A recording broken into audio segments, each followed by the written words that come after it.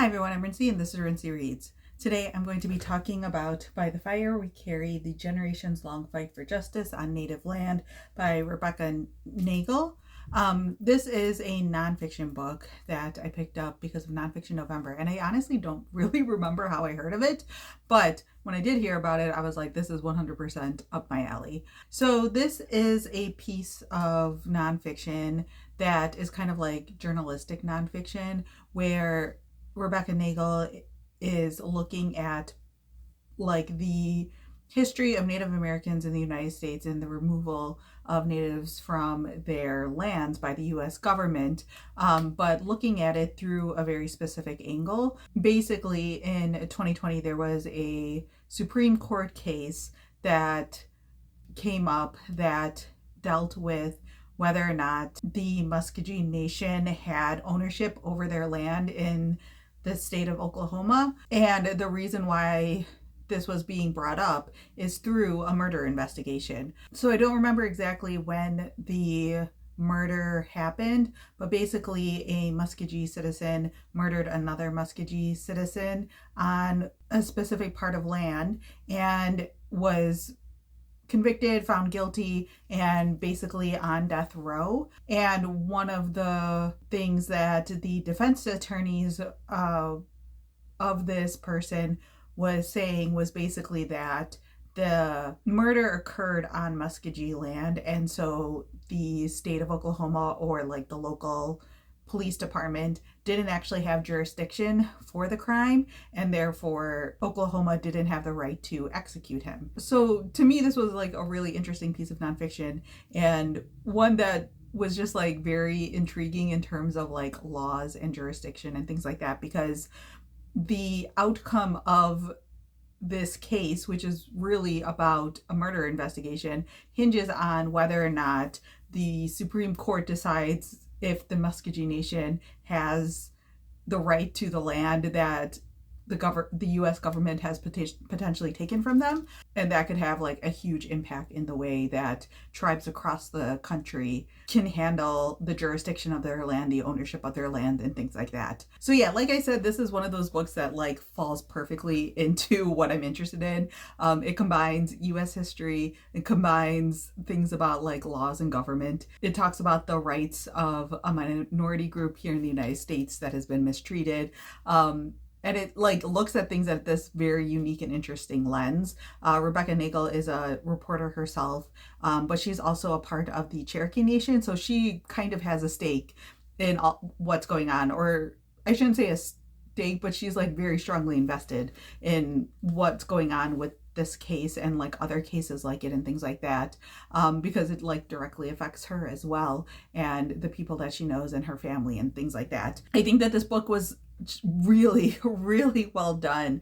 Might be like one of my favorite nonfiction books that I picked up this year. I think that this book does a fantastic job of providing both the history of the United States and the United States government and the way that it's taken land from Native Americans, and then combining it with like this really interesting murder investigation and lawsuits and things like that. So like there's like that small like true crime aspect that I think will bring a lot of people in and keep people interested, but there's a lot that Rebecca Nagle provides in terms of the history of the way that even just like the Muskogee Nation was treated over the course of United States history, the way that the US government continually made them promises and then broke those promises and continued to take land from them and stuff like that. It was so well done. This is a really fast read, in my opinion, and a really engaging read. I think that this is one of those books that would be really good for people who maybe don't read a lot of nonfiction, or are like just starting their exposure to nonfiction, or you know, their journey in nonfiction and things like that, and might be interested in US history, but you don't want something like super dense and heavy or super dry. This is not that book. The chapters basically alternate between like a piece of history as then like a piece of this case and things like that. And like there's some really interesting twists and turns that this case takes, that the defense takes and things like that, that I also just thought were like really fascinating. The way that this tribe and this nation has been trying to gain their sovereignty and gain back the land that they've lost, and they're forced to use like a murder investigation in order to do it. And there are other cases that are brought up that are like feel even worse than the one that's in here and things like that, but they're like forced to kind of take a certain side in these investigations solely because they want to be given their land back. Like I said earlier, the case does go to the Supreme Court in 2020, but knowing that detail doesn't really like ruin the pacing of the book or anything along those lines. It's really interesting to see sort of how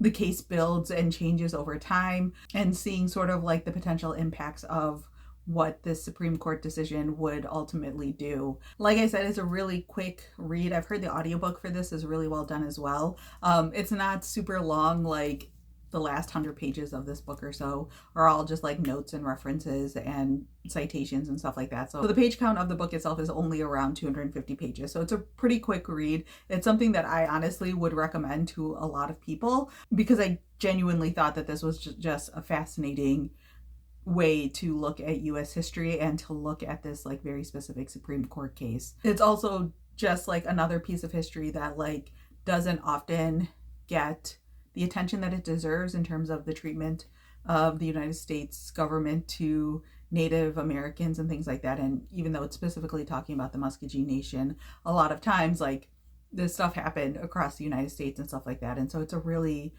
great light on some of the terrible parts of US history that often get ignored or brushed under the rug and things like that. So yeah, I highly recommend this book. I really enjoyed it. I think I would rate this like a 4.5 stars, honestly. Like it was really, really well done. Like I said, just right in my wheelhouse in terms of what I really enjoy in nonfiction.